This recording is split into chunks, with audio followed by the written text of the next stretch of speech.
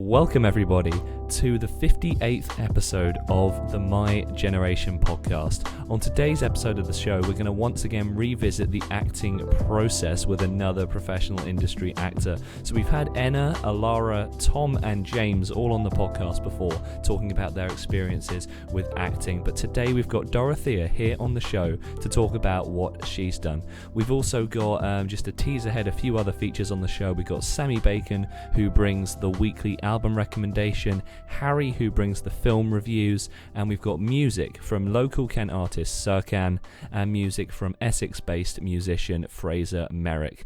But before all that, Dorothea, she recently starred in the Christopher Newbery film Retreat, as well as performing in a devised piece of The Odyssey at the Putney Arts Theatre. I mean, I worked with Dorothea on the student film Franco, and I'd just like to welcome you to the show. Thanks for joining me, Dorothea. Oh, hello. Thank you for having me there. No worries at all. Well, I really appreciate you coming on the show. We're going to be talking about all things acting. We obviously recently worked on Franco, a student film project, which hopefully we'll be able to release details about soon. And the reason why we're doing this project via Skype, this podcast episode, is due to the coronavirus outbreak. We're recording this on the 25th of March 2020, so wherever you are, I hope you're staying safe and well. That's the reason why we aren't able to bring these episodes in person, unfortunately. We'll aim to get back to that as soon as we possibly can whenever you are listening to this. But Dorothea, I wanted to start with your acting adventure journey, and actually what first got you into wanting to be an actress? Ooh, great question. Do you have 3 hours available for this? Because I might tell you the story of my life, but it all started, I decided that it all started when I was 10 years old. So basically that was, since I grew up in an opera house back in Venice, where my mom used to work, basically at the age of 10, I got my first role in an opera play, which was Othello by Giuseppe Verdi, and it was a tiny little part, just let's call it as a supporting artist kind of role, and I was playing one of the girls in I don't remember now, but I was so excited. I was really committed to it. I was going to all rehearsals. I was also getting paid. I had my paycheck. That was amazing for a 10 years old. Wow. I had 7 shows. I was so excited. I remember I was on a stage in front of thousands of people, and I cannot describe the feeling. It was like heart beating, but like not about being nervous. It was just excitement and just the feeling that I was at the right place at the right time doing the right thing. And I've always treasured that feeling for all during my youth and whatever, while I was growing up. And I was telling everybody that I wanted to be an actress, and that was my dream. And I wanted to pursue that, so I then started training and everything. And I think people didn't really take me seriously back then, because imagine a 10 years old girl telling you I want to be an actress. Everybody felt like I just wanted to do that job for the fame, for the money, for I don't know, for everything that you think acting comes with. Well, for me, it was a matter of, I don't know, natural, something innate that I had and that I discovered thanks to that play.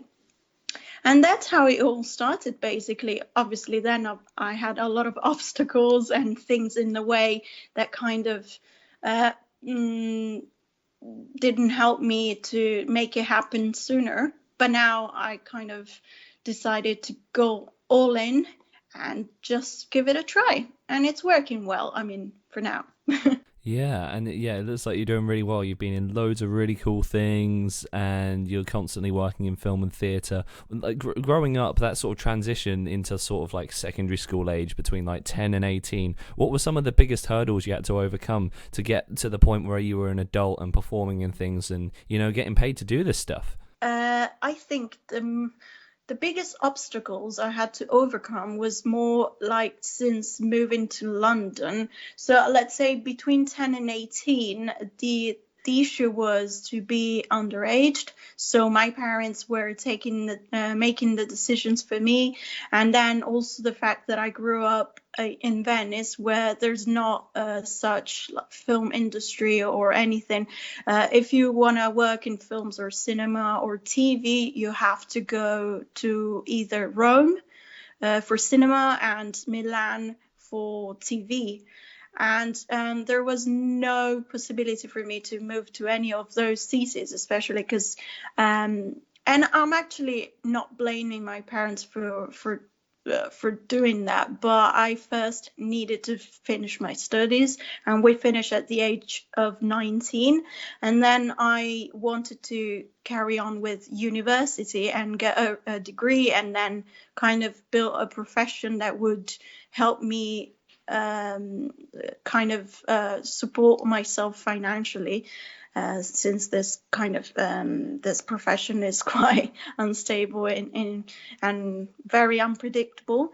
But yeah, so between 10 and 18, it was a matter of age, not living in the main cities, and also I tried to do a bit of training back in my city, but it was it was on a small scale, and I've learned a bit of acting, a bit of pronunciation, because we do have RP accent as well in Italy, and I'm still not good with that. I'm better with English.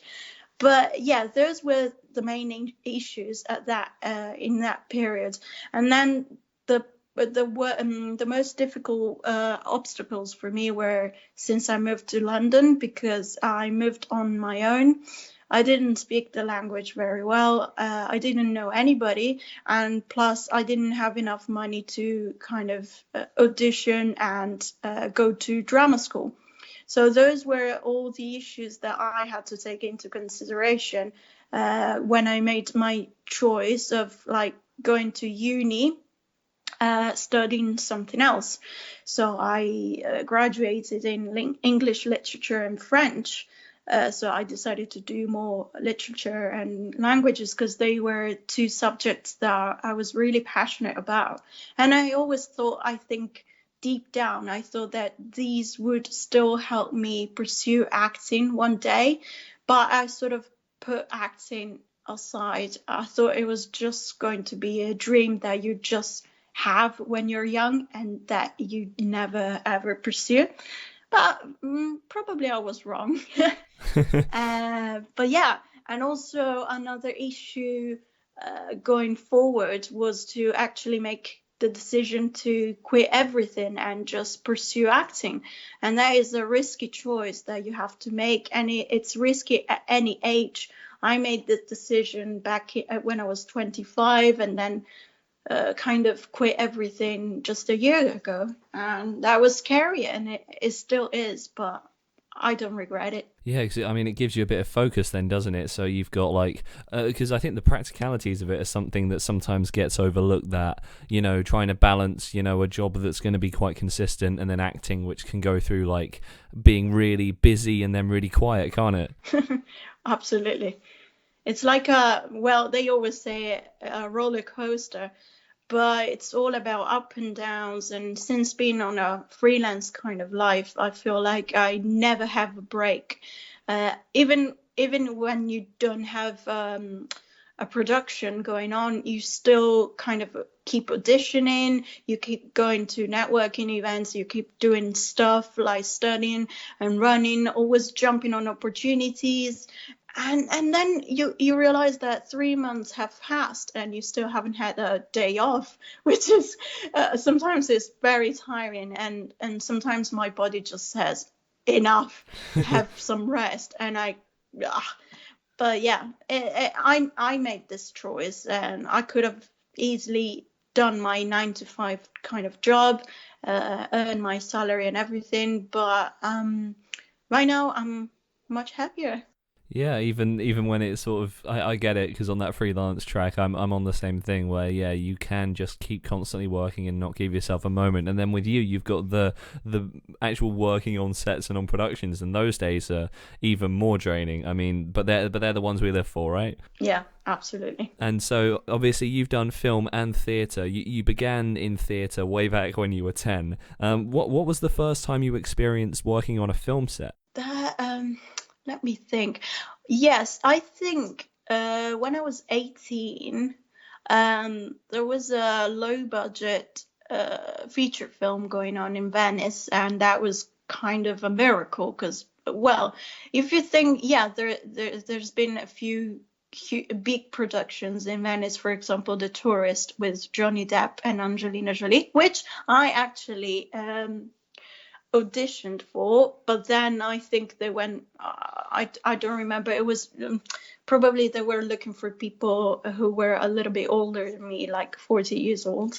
I wasn't there yet. But like when I was 18, I remember I auditioned 3 times. So it was a 3-stage kind of audition for a low budget feature film. And I got a part as one of the teenagers there, and I was so excited. I felt like I was winning an Oscar, to be fair. And it was the highlight of my 18th kind of, I don't even know how to say it. I was still at school. I remember I took a few days off from school, which wasn't really allowed, but I was like, I don't care. And I remember I was on set. I remember the long hours that we had to wait, and I didn't mind. I when I keep saying that, but when you're doing the right thing, the thing that you love, even if you're waiting for like 5 hours for a 10-minute scene, for me it's all right. It's amazing. And that was my very first experience, and I got paid for it, and that was incredible. And then after that, I had a bit of a break because moving to London and everything that went on kind of gave me a break from acting. And then I did something sporadically, like a couple of music videos. And then I was doing my master's in digital marketing, which is my main profession. And I had plenty of time. I was studying from home because it was an online course. And I thought, if I don't give it a try now, let me do some courses, some screen acting courses and things like that. And that's when I went back on set, and I did a few music videos. Then I ended up in doing some short films, then a few feature films, and it all went on like this. Sometimes you cannot predict how things will work out, and then everything is like a consequence of everything. Is like a dominoes effect. One was leading to another project, and then another project, and that's why I like it. I feel like it's also a matter of mindset. If you've got that intention of making it happen, it works out, and it's incredible. Yeah, and you've got like you're just so focused on the goal, and you're right, it snowballs so well, and it's nice, starting off back home, and that even just the 3-step audition must have been such a process, because you're learning. So even though you don't get a main role, you're learning so much. And I mean, Venice is a beautiful place to have films. I mean, didn't they? And you have to correct me if I'm wrong. The first third of Indiana Jones and the Last Crusade, that's in Venice, right? I wish I could answer that, but I really don't know. I need to check it out. I'll watch it, I promise. Tonight I'll give it a watch, and I'll let you know. And then you can do a follow-up episode of me confirming that. Yeah, and we can do a full review. It's the best Indiana Jones film, and that was like, I think it's Venice. I watched the first or the second, but I was very little. I remember probably I was even 5 years old or something, because my mom showed me Indiana Jones. But yeah. Yeah, I gotta watch it. I mean, that was like my first experience in Venice, and I was like, "Oh my god, this place is beautiful." So, but yeah, that's a complete tangent. So yeah, now we've explored sort of the beginnings of your journey, and you talked about like studying English and French, and I wanted to sort of go over actually how useful having different dialects and accents and languages has been for sort of diversifying the roles you can do in films, and whether your experiences acting has changed when you have to do it in a different accent or dialect. Oh yes, that's very interesting. I'm glad I've learned different languages, and well, in my to-do list, I still have a few more languages to learn, because I come from a family who speaks different languages. I'm telling you, my grandmother used to speak like more than 8 languages. Wow. 5, my dad as well. So I feel like I'm the one who speaks the least, but it's okay. I'm quite proficient in 1 or 2, so it's enough. But in terms of accents and dialects, it's good because, for example, one time my agent asked me to send through voiceover with a French accent, and that is one of my favorites because I always look back at when my French lecturer at uni used to talk to us, and he had a very thick French accent, and that was hilarious back then. But I didn't know that in a way, I kind of studied his accent, and I keep doing this with everybody.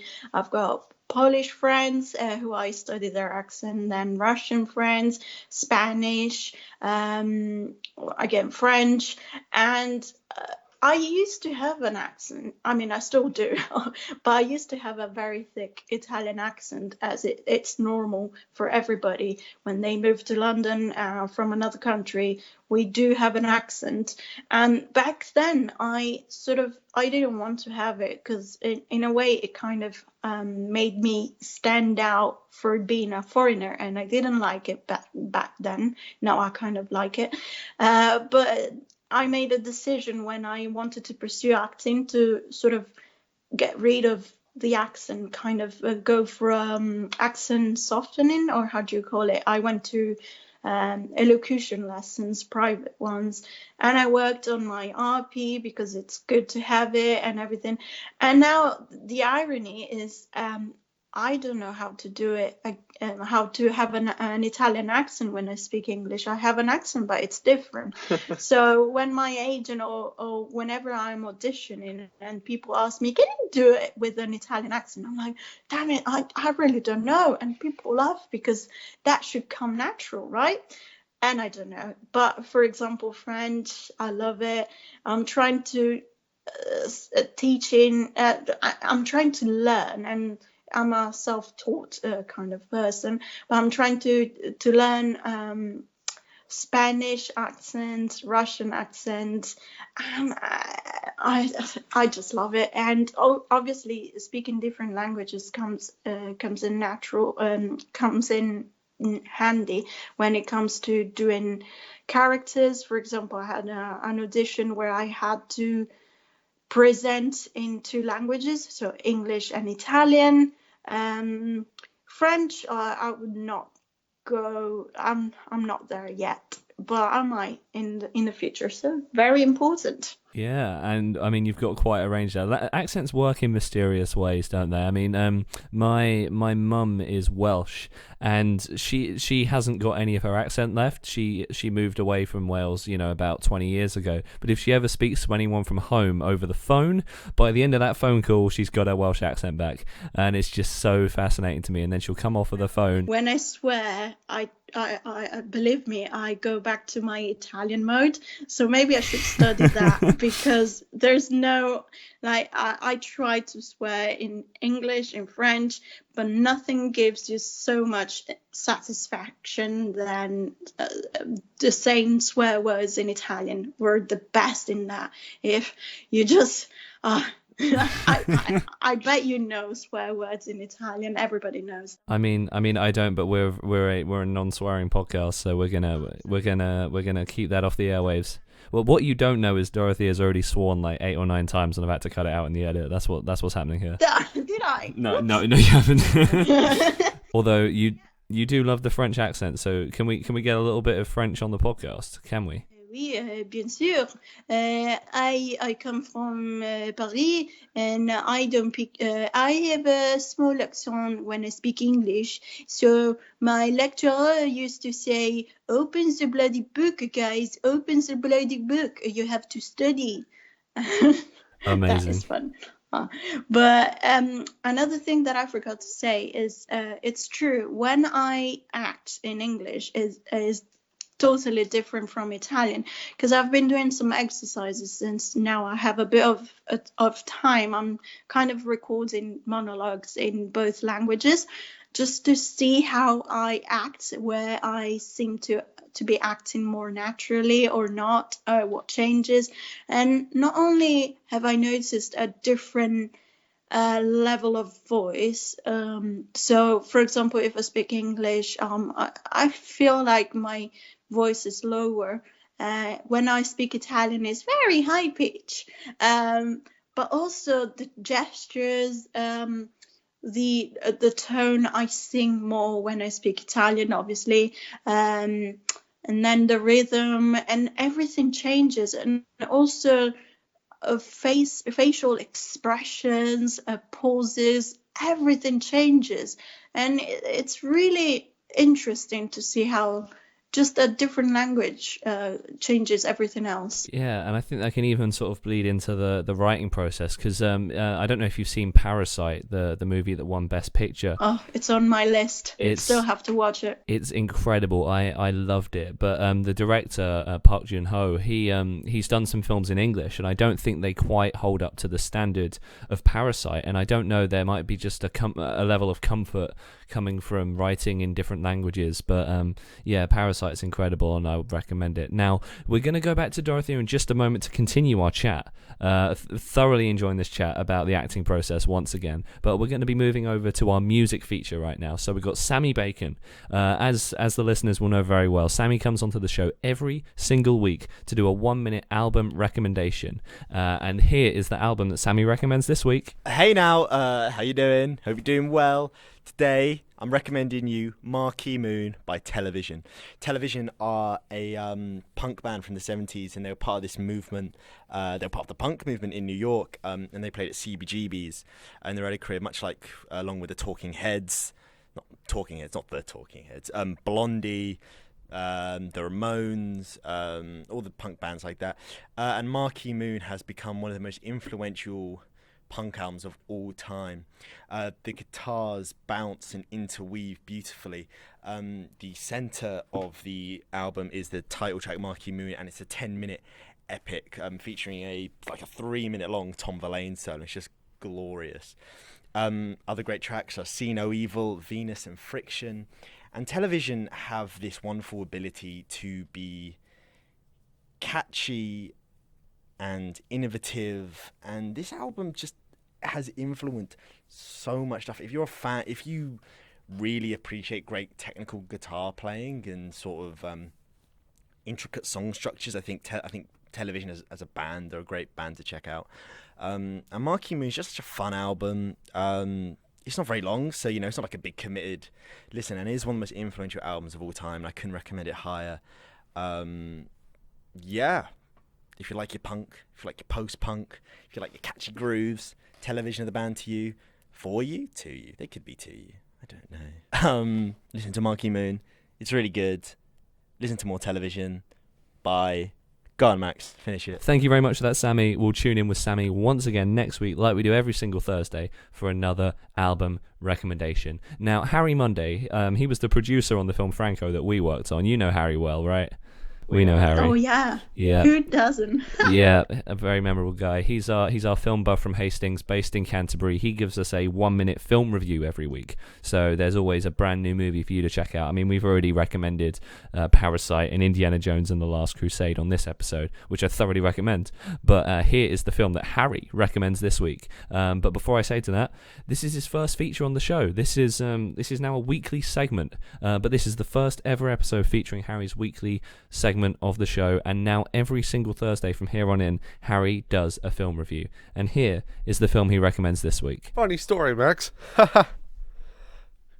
This week's movie review from dear old Harry is the crime movie Bronson. Bronson, if you didn't know, was based off the real life events of Charles Bronson, Britain's most expensive criminal. And as the movie shows, he was so expensive, they just had to lay him out of prison because it was costing taxpayers too much. That, I find, is a nice little bit of cherry on the political cake. The movie is Tom Hardy's first major performance, and it shows he went all out in this. An immense performance where even Charles Bronson's real-life mother could not tell the difference between what was on screen and what was documentary. And it caused so much outrage that when this first premiered, the directors of this film, in fact, even had illegal footage of the film shown at the beginning of Charles Bronson in prison, that no one know how they got it. The police turned up and just lost all of the directors. That I find nuts. This movie did not want to hold anything back, and it shows all throughout with the intense visual scenery going on. Just seeing this madman go around and just maddening everything around him. In fact, the thing I love most about this was the real life Charles Bronson met with Tom Hardy on multiple occasions to make sure the acting was correct. And the only reason Charles Bronson loves it at this moment is because his mother loves it too. And that is just a nice bit of sweetheartness on top of this cold, steamy crime-based cake that is driven through. And that's my recommendation for this week. And thank you for that, Harry. We'll tune in with Harry once again next week to hear his next film review. So great to have Harry on the show as a weekly feature now. Really excited to hear all the films he's got lined up. Harry's got over 1,000 DVDs at home, so he's going to be going through a lot of movies. Now, before we return to our conversation with Dorothea about the acting process, we move over to Serkan and music. Very fitting that we're talking about theatre this week. So in this show, we're featuring actually 2 songs that don't have any lyrics in, interestingly, for the first time. But Serkan, I met him through the Canterbury Christ Church University Drama Society. He did the musical score for the theatre production of The Downside of Being Human. And that episode where we fully analyse that is coming at the end of August. Serkan will be on the show, the director, the writer, and one of the lead stars, all on the show. That'll be, I believe, episode 76 of the podcast. So please stay tuned for that. But for now, we're going to be playing his song that ran at the beginning of the play.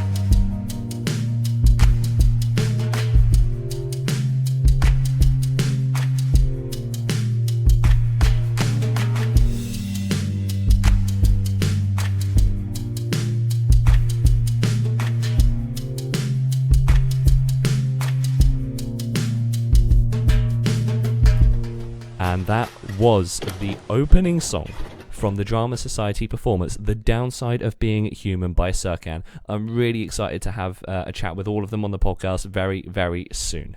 Now, returning back to Dorothea to continue our conversation about the acting process. Firstly, if you've got anything you want to add, feel free to leave a comment wherever you're listening, either YouTube, SoundCloud, or Spotify, or you can get in touch with the Facebook page at the My Generation Podcast. We're going to have to bring Dorothea back onto this show to talk about Indiana Jones anyway, so if you've got anything you want to talk to her about, put it in the comments, any questions, any thoughts about her journey into acting, and we'll get those comments to her.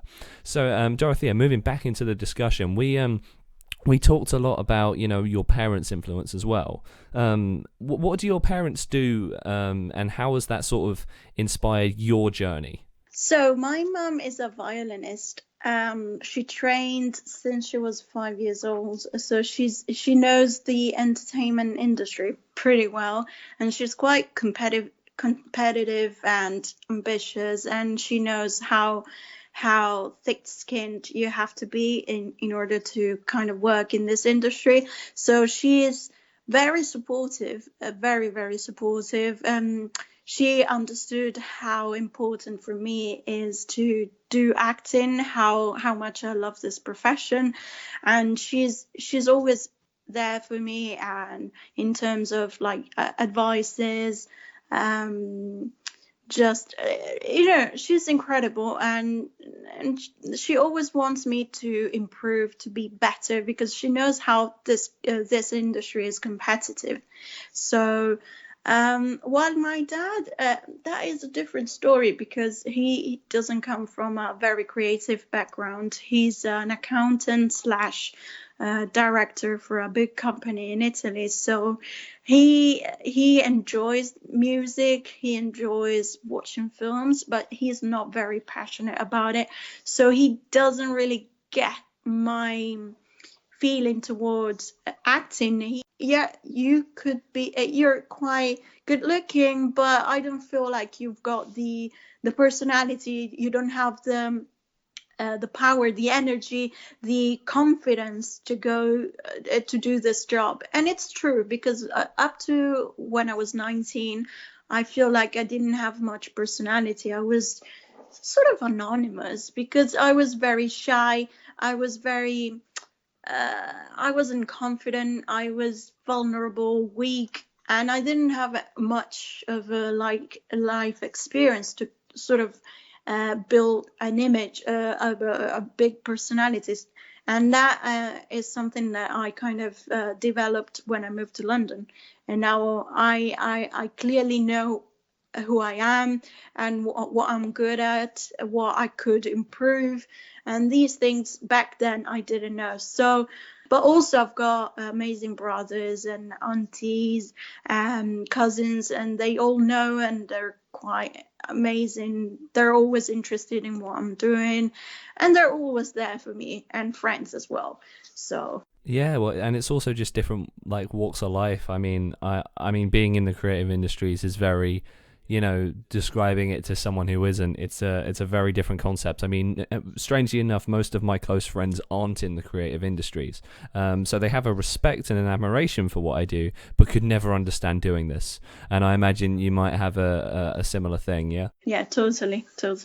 You couldn't say it better. Like you, in a few words, you said it better than me. No, at all. It's interesting, that sort of dynamic with how, because you've got someone who understands the industry. I think that getting to know someone, it's in the industry, you're making that happen by putting yourself out there and doing all these different projects. I mean, like this podcast wouldn't be happening if I wasn't casting for someone on a forum. It's like it's a weird how all these things work. I did actually want to sort of talk a little bit about the film we did, a little bit of an advertisement, but I don't think it will have been out by the time you're listening to this. If it is, check all my social medias. They're all linked in the description. I'm sure I would have put it everywhere once this thing comes out. But we made a film called Franco. And did you want to sort of talk about, how you got involved in this from your perspective? Yeah, I mean, it's well worth knowing all about it, because it's been such a project, such an incredible experience. Thanks to you and everybody involved, of course. And to be, when was it? It was a long time ago now. But it was amazing because it was on a period where a lot of things were going on in terms of auditions, and it was just before everything kind of stopped because of the virus. So I remember I was very busy with work and auditions, and I remember I applied for this production, which I was quite interested by just reading about the plot and the story of the project. And I got in touch, and I remember you offered me the chance to audition in Canterbury, and I was like, oops, that is a bit of a problem because I live in London. How am I going to do that? And also I was working on that day that you suggested for an audition, so I suggested Skype audition, like was it FaceTime actually? Yeah, I think. But yeah, something like on distance. And I remember you were actually happy to do that. I was like, that's great. At least I still have my chance to go for it. I'm really glad you suggested that. Like, I mean, we hadn't done any Skype ones up until that point, or FaceTime. When you suggested it, I was like, genius. Why didn't I just do that for more people? Well, that helped me a lot because yeah, I didn't want to miss the opportunity of auditioning for a role I was really interested in, just because I wasn't living in the same city. So that worked really well, actually, because we had a lovely chat. We tried the scene a couple of times, if I'm not wrong. I really liked the fact that we started off like talking about the character and the story itself, rather than doing the dialogue scene immediately, which gave me a bit of a context and also some background to add to my performance, and that is really helpful. Sometimes people will forget that when you give a scene for auditions, you need to give a bit of an explanation, a brief, because we have imagination. We can come up with an idea, which is also interesting to see different versions from actors. But at the same time, we need a bit of a guidance when we do auditions, so we kind of do it the right way you expect it, and it's also a win-win for both of us. But anyway, that was really helpful because we did it. It didn't last long, as always. Auditions don't really last long. But I was very pleased, and I was like, I got my chance. Hopefully it went all right. If it didn't, let's move on. It happens. We deal 90% of the times with rejection, so I'm kind of learning to sort of move on and not dwell too much on that. And I was also very ill that day, so I was quite pleased to do the audition on FaceTime. And then I remember you told me quite immediately that I got the role, and I was super happy. And to be fair, from that moment until the very last scene and everything has gone so smoothly. So you were all very organized and reliable and professionals. Amazing, such a great production, and just filming, it felt so easy. And also we did a rehearsal a week before, which really helped me, and also I think Omar, the other actor, to sort of work on the performance beforehand without losing too much time on set. And that made the difference, because we found our chemistry. We worked on our respective characters. We had all your input, all your expertise as well. Also the idea of how it's going to look like visually.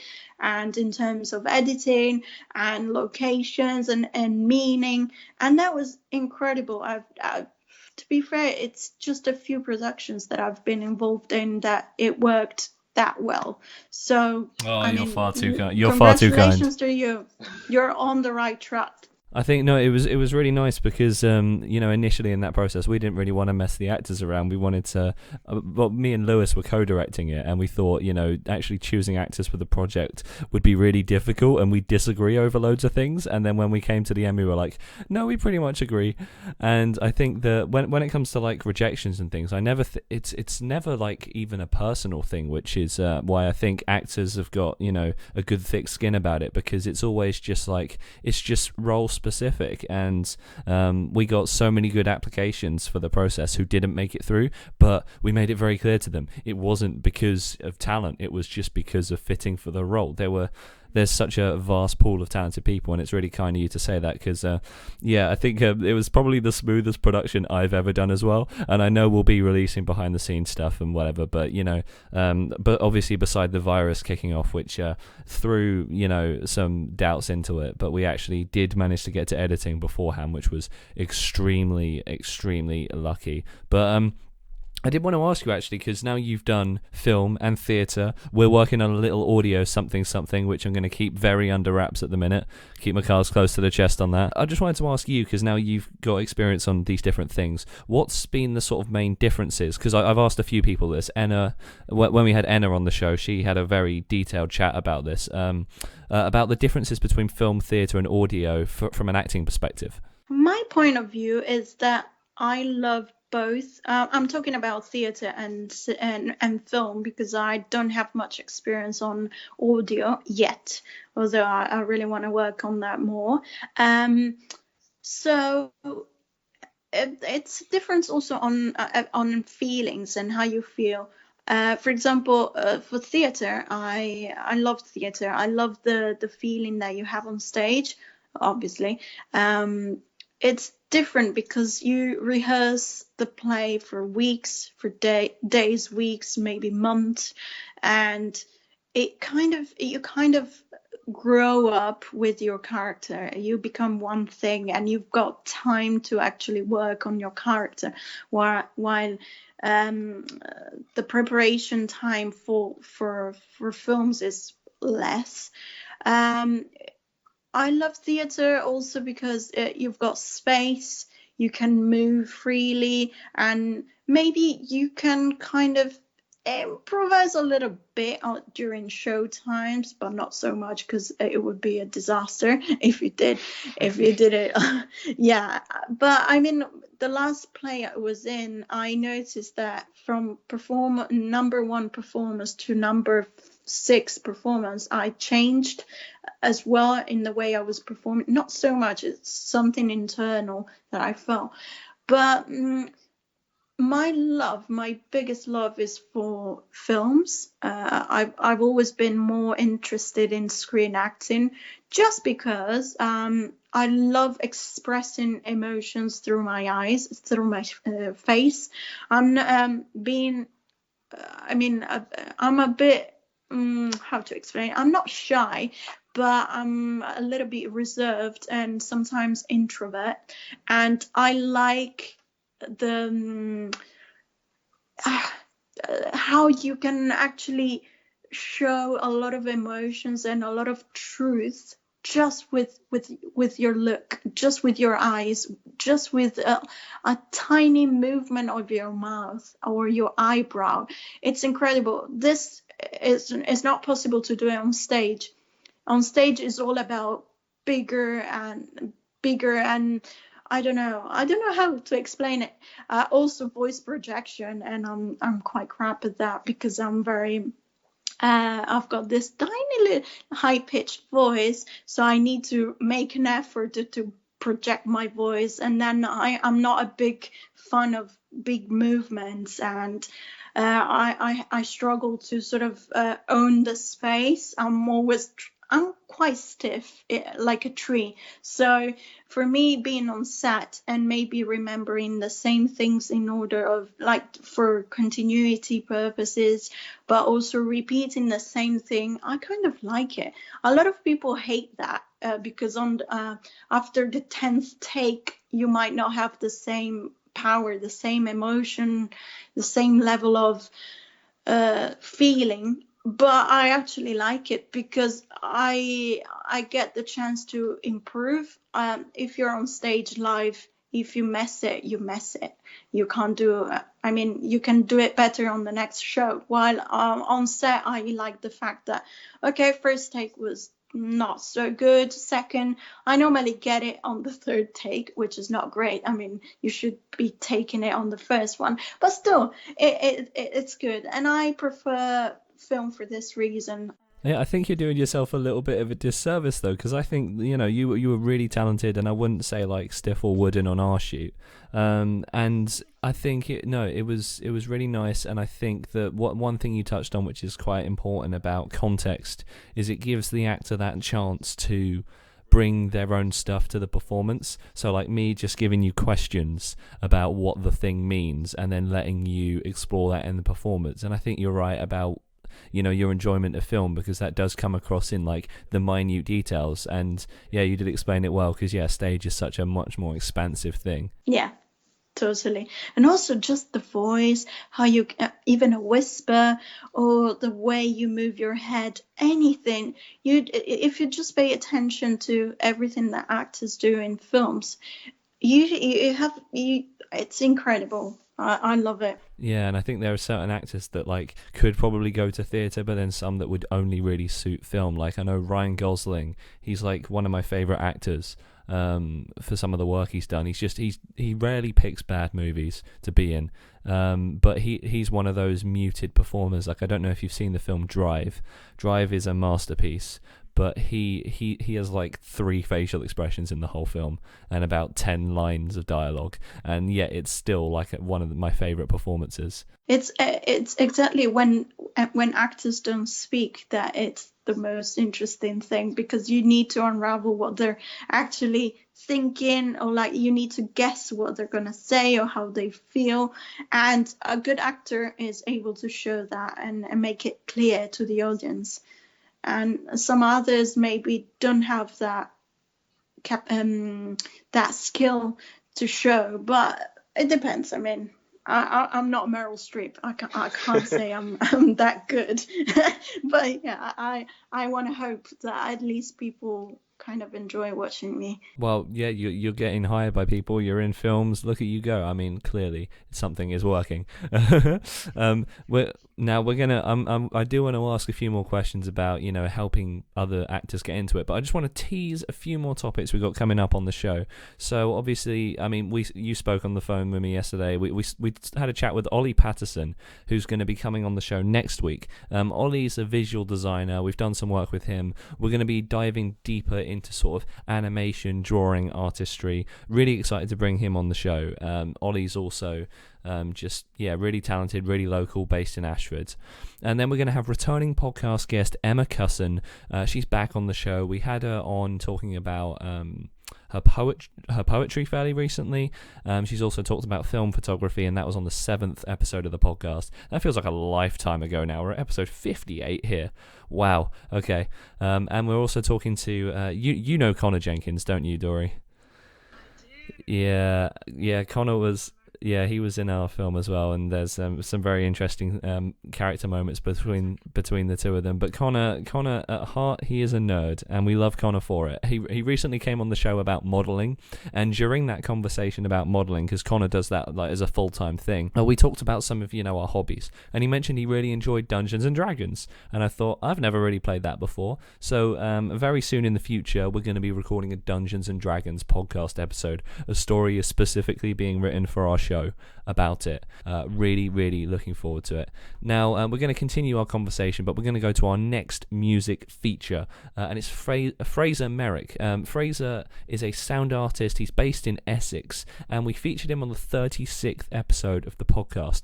We talked about his Screen South new creative project that was called Hidden Sounds of the Coastal Arcade. Hopefully it's still available on BBC Sounds as at the time of your listening to this, and we featured some of his other work he's done for projects that sort of musical projects around his sound design work. He's a very experimental sound designer, but we featured his song Carousel last time on the show, and we're going to feature it once again here. This is Fraser Merrick's Carousel.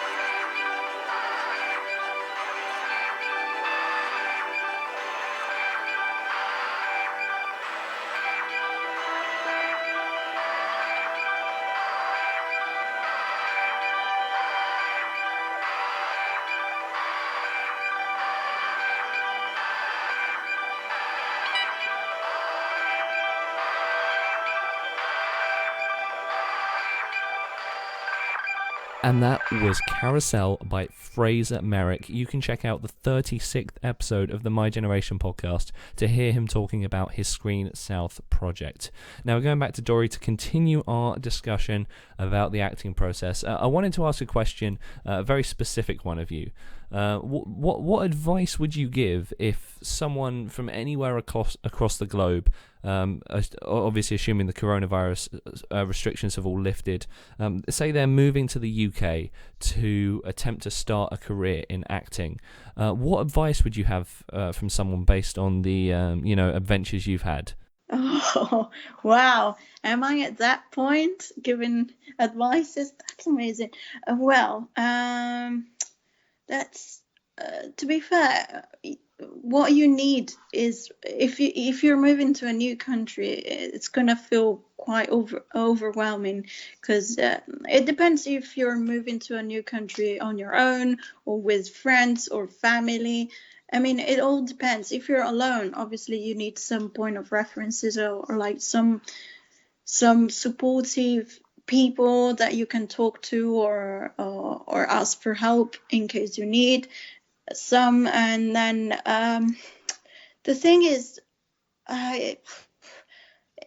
let's divide it in two parts. One part is about living on your own in a new country, in a new city, and then the other one is being an aspiring actor and trying to make it in this industry. So the first part is then, obviously, as I said, having people around that can help you and be there for you, and maybe trying to find some local places or activities that you can always go back whenever you need a break from acting. Break in terms of like, okay, today I don't feel like I can do any acting, or I can deal with rejection. Let me do something different, something that is completely separate from acting, because everybody needs a bit of, we all need different things and hobbies. And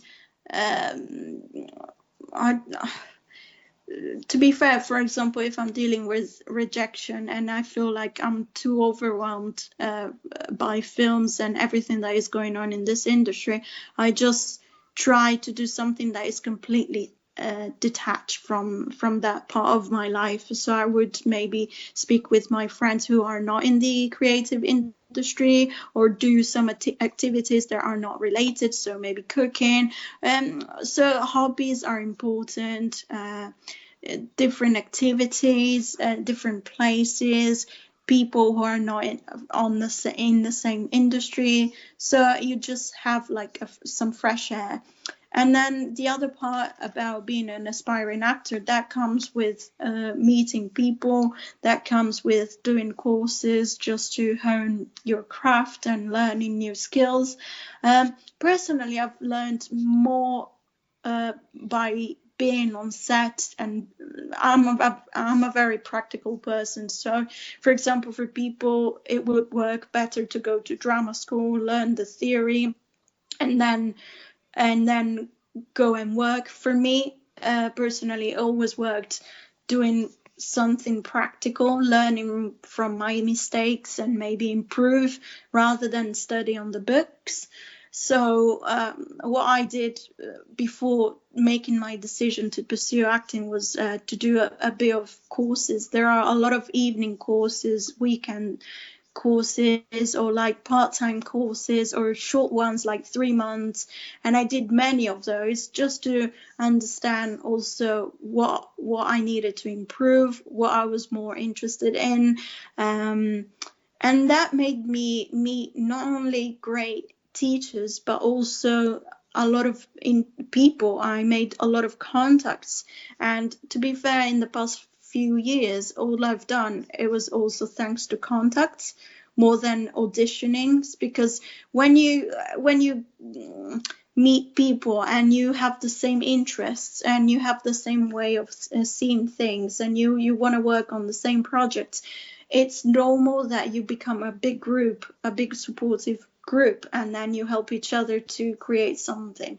So for me, it's quite vital to meet new people and get involved in things, and always try to leave the house, because just staying too long in the house, you kind of get to that very sad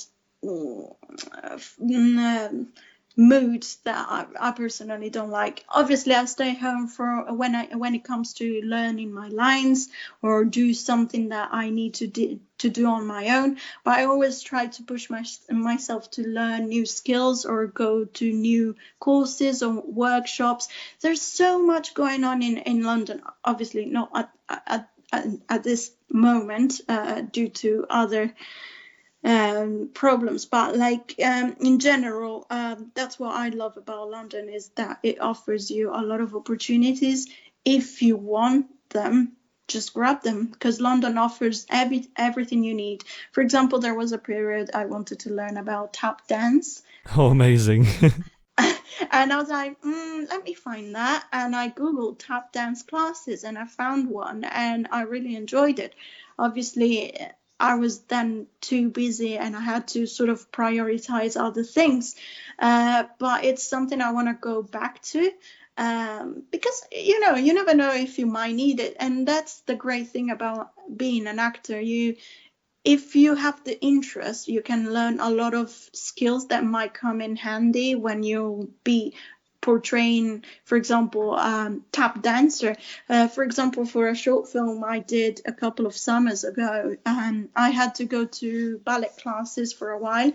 It was a month and a half. I was still working as a marketing executive in an agency, and in the evenings I was going to dance classes because I needed to kind of learn the basics for that film.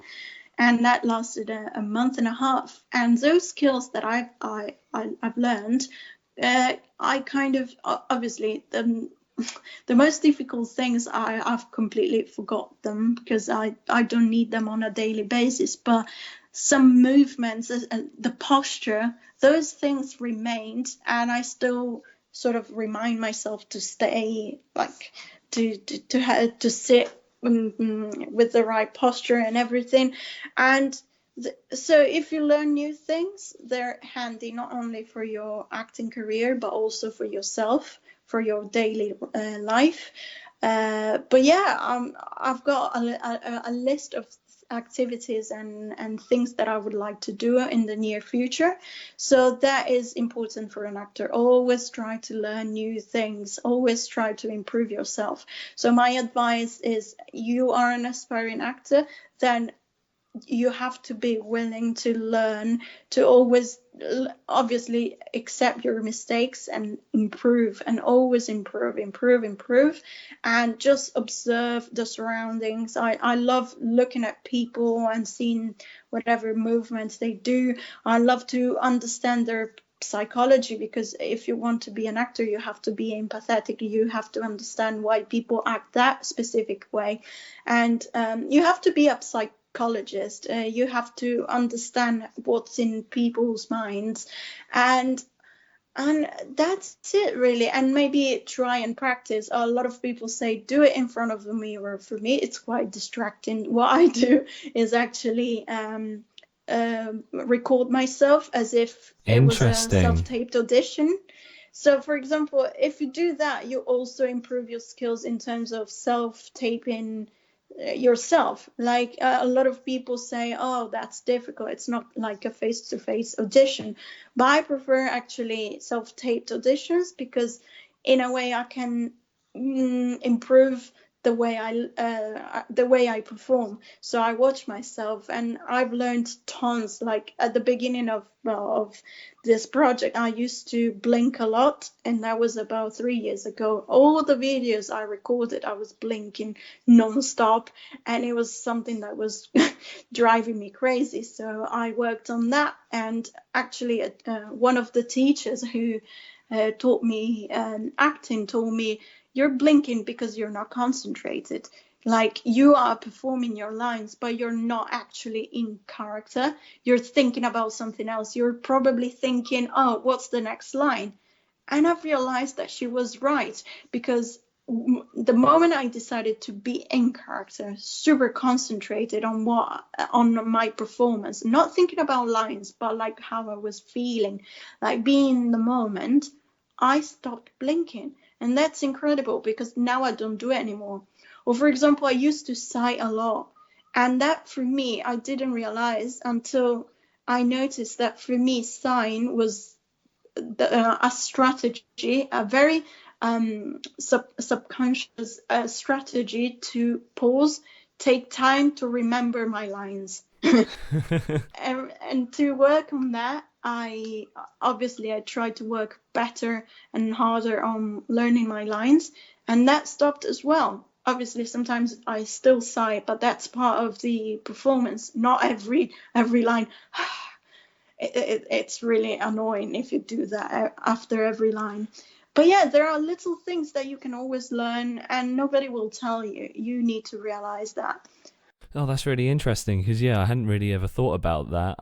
Especially, what you said about having other hobbies and stuff. I think that's actually the reason I actually tried acting. So the reason I ended up in a play with Serkan and Tom and Alara and meeting all these wonderful people is because I was a filmmaker, and I needed something that was chill, away from making movies, that still gave me, a social enjoyment. And I think you're right, having hobbies that go away from your creative subject, and having friends away from it. I mean, I owe a lot to my friends who have nothing to do with the creative industries, who even through this coronavirus, like whilst I'm still working in the evenings, we'll play online games together.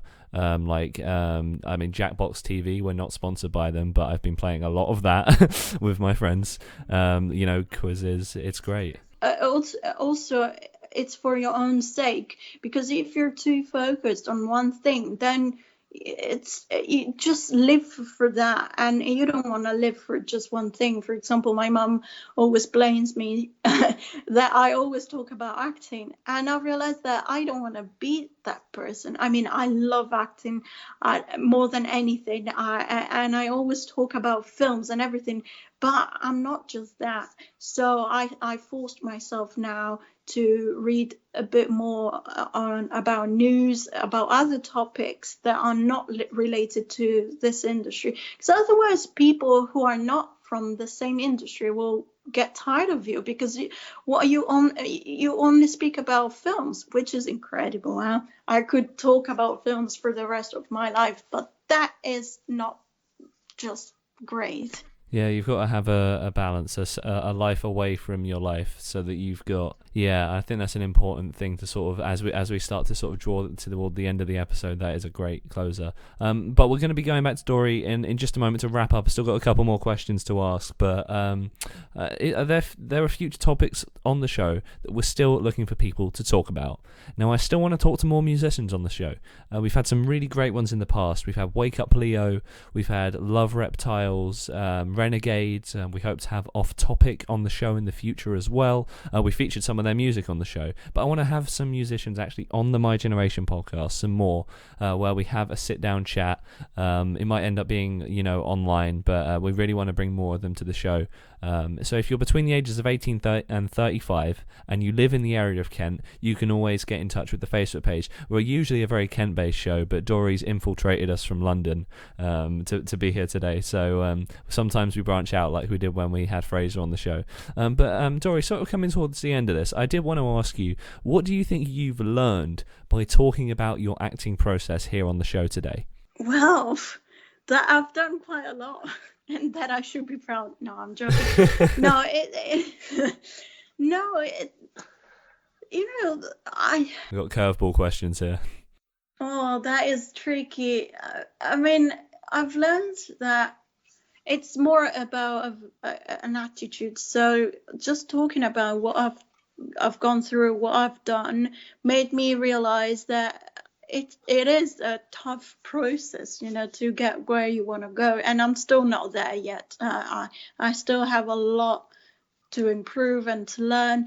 But that made me just about telling you and whoever is going to listen to this, like everything that I've dealt with and everything I was wrong in everything that I've done kind of taught me that the answer is just to carry on. So it all sounded sometimes overwhelming, sometimes easy, sometimes quite lucky, but it's all a matter of events that lead you to somewhere, and you just need to carry on.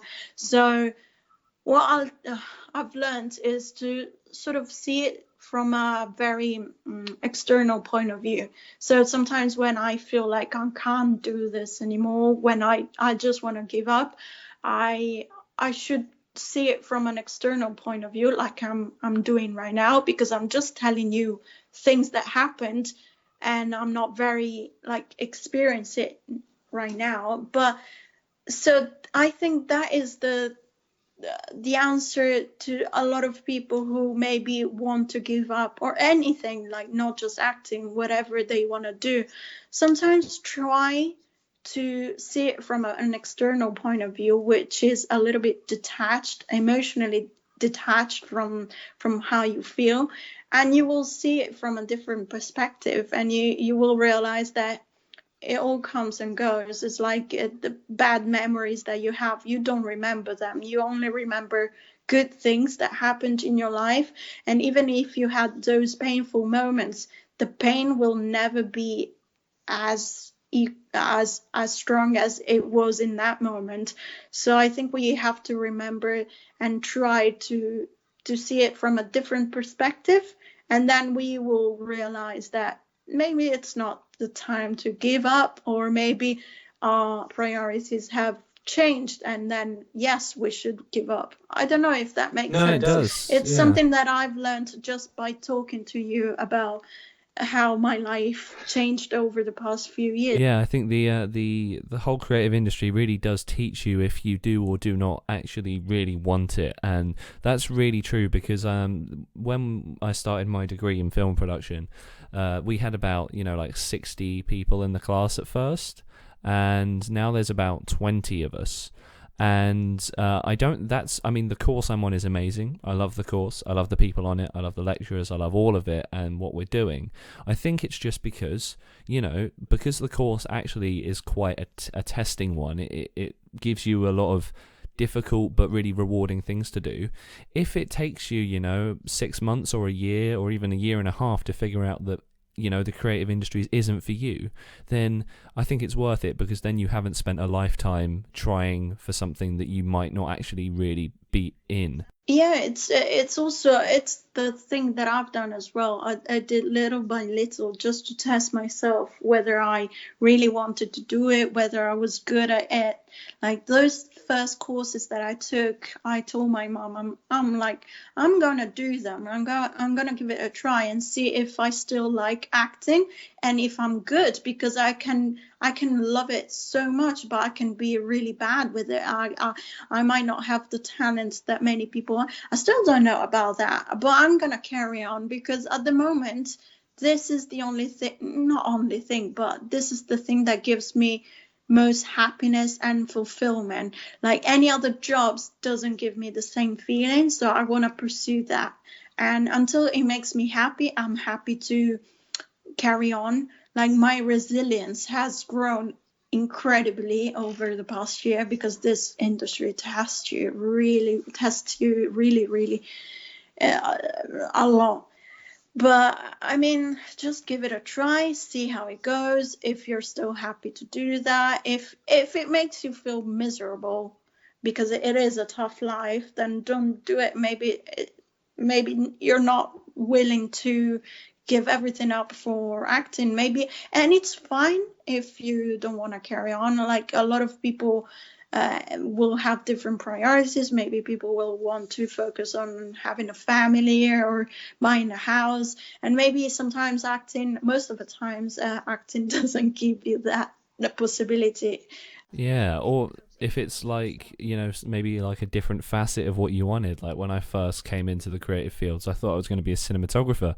I've barely touched a camera. All I've done is direct. It's like... But you found yourself, like, Did you know that you wanted to direct? You knew it since trying, I think. Yeah, I think I initially was a director when I was younger, and then I sort of grew out of it and then come back to it, because I went through a period of just being a writer. I've now become the podcastee.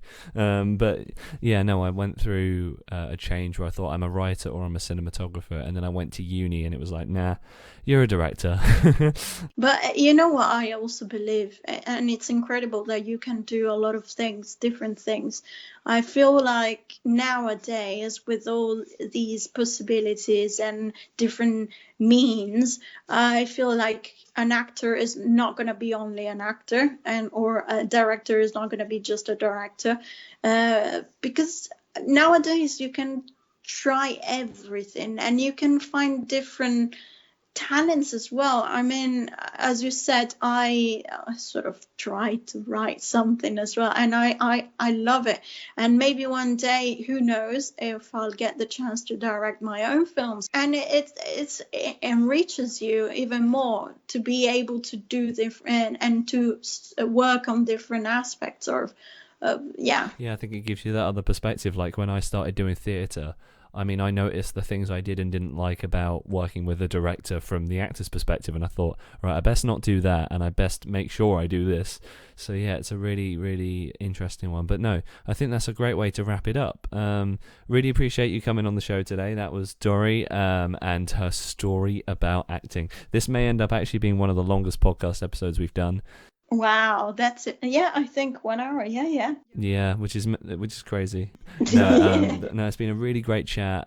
So much to go on there. And is there any social media where that you post any of your acting stuffs people can find you? Oh yeah, of course. Coming from a marketing background, I'm quite active on social media, but I think for updates and stuff, Instagram is my best channel, which is Dory_F, or Twitter, which is don't remember, but you can. I've got a website as well, and my website has all the important links and everything that you want. I will make sure that it all goes in the description of this episode. So wherever you're listening, YouTube, SoundCloud, or Spotify, if you go down to the description of this podcast episode, you will be able to find links to all of Dory's work. Hopefully maybe some of the footage from our film as well, but I can't promise that when you're listening to this, because you're listening to this in the future and I don't know what the future holds. So whatever future you're currently in right now, I hope you're all staying safe. Once again, for the context of this episode, we're recording it on the 25th of March, is causing us to not be able to do this in person. When you're hearing this in summertime, I'm unsure what the situation will be there, so I hope you're safe and well wherever you are, whatever the current situation is. And some of this advice, if we're up and running again and we're able to go out, then is great, because you can go out and do some of this stuff. And if you're not, and we're still in isolation and still at home, there's still plenty that Dory said that you can do as an actor to just get prepared, so that when the world is back rolling again, you're able to just jump straight back out into it. Is there anything you wanted to say before we close? No, but thank you for having me. This is actually the first time I'm doing a podcast, so please bear with me, you all, and thank you all for listening, and stay safe. Hopefully, if it's in summertime, we're all going to be out enjoying the beautiful English weather. But I mean, it's been a beautiful March, weirdly, hasn't it? The weather's been amazing.